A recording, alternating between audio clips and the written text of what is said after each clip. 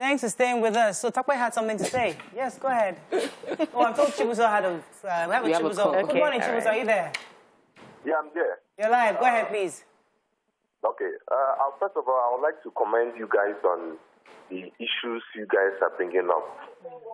You know, Nigeria is something else. I see no reason why the presidential aspirants will refuse to take the drug test.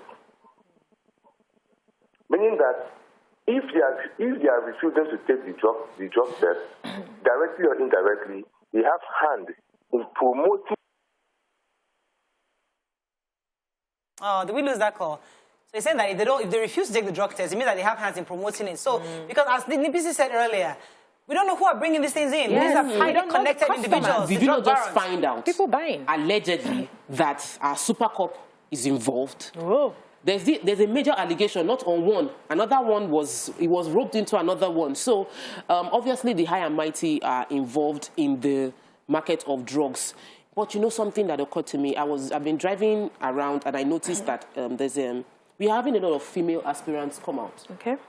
House of Assembly, the Senate, big posters, massive signboard, and on this table we've been canvassing for fresh ideas, fresh people in our leadership, and I think that a few weeks back I joined the protest on March 8 when we were celebrating International Women's Day at the State Assembly concerning this is the law women want, this is how we want our policies should be, and right now we're going into primaries, which means that every female contestant who has thrown herself into the ring would have to test how serious female politicians are in supporting each other.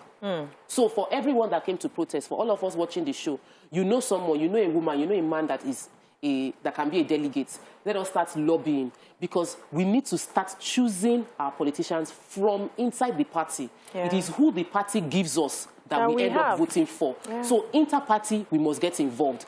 We must begin to talk to our politicians, because I wonder if I had the opportunity to work with the political campaign in 2015, and I was the rebel in the midst, because I always told the man the truth. You are not prepared for the candidate. You are being emotional, sir. The truth is you will lose this election with the way you are going. He lost the election. And it was not like I was predicting, but you were doing the wrong things. Everybody around him, we will talk behind him that, this thing that our guy is doing is not going to work. And they won't tell the moment he enters, all of them it's like, shut up. It's like they just wear a different robe. Wow. And then they start lying in my face, and I'm wondering, we just spoke about this man just now, that what he's going to do will cause him problems.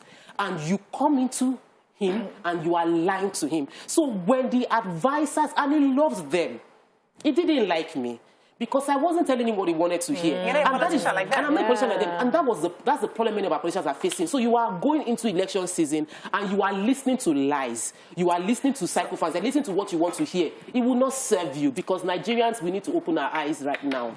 Let me take this call. Good morning. Are you there? Hello? I think our phone lines are having issues. Beecee, you want to say something? You know, I studied political science, and one of the reasons I ran away from politics, even at the school level, was because we're taught in class that is a dirty game. Politics is the lecturers, that's when they want to start. I'm trying to change that perception. Yes, that's what we're trying to change right now. But so far, that dirtiness has worked. So far, those lies have worked. Kept people out. They've kept people have not been able to say and speak the truth because of fear of losing out. But right now, we want a change. And how do we find this change? How do we get people who are really interested in helping people who are really interested in doing something about the society?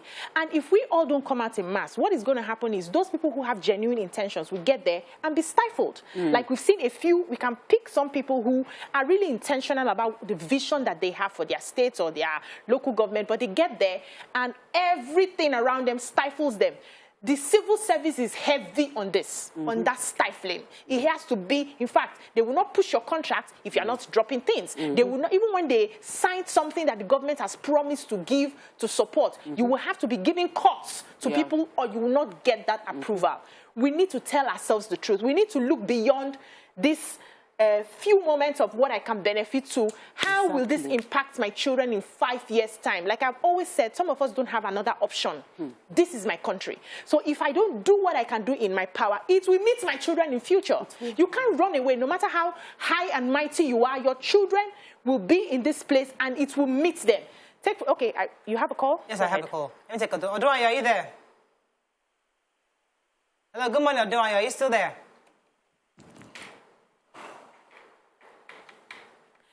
I wanted to give a little example. So a politician who refuses to equip the hospitals in their place and refuses to build the roads. They have given, the government has earmarked that money and it's been spent for something else. Tomorrow has a child who, on her way to do like a project, gets an accident.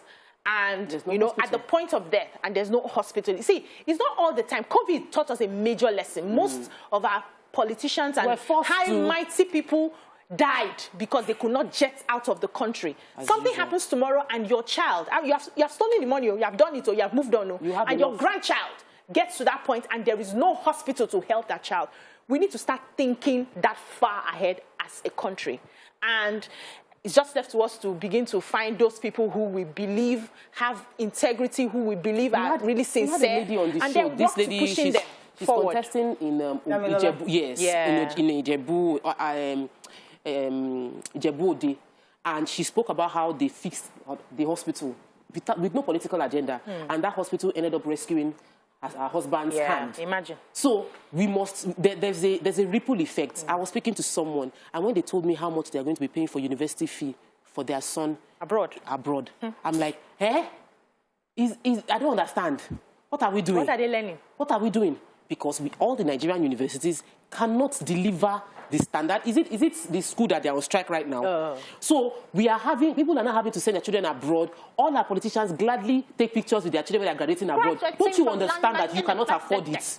And then you are okay voting them back into power without questioning their decisions. We have a job to do. I think that's all we can take on the show. I mean, this is one of those Mondays that we just lament. I mean, it's sad enough that it's a nice suggestion from NDLA to have these leaders have a drug test before running, but obviously they don't have to because there's no law backing that up. It's just a suggestion.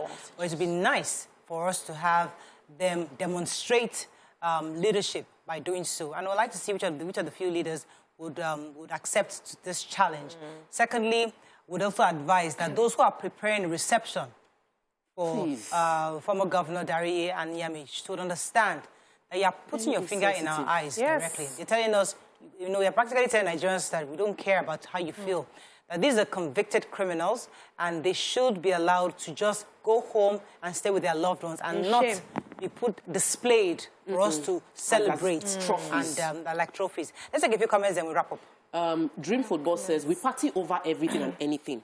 We are wasteful and not shameful in promoting mundane things over good life and development.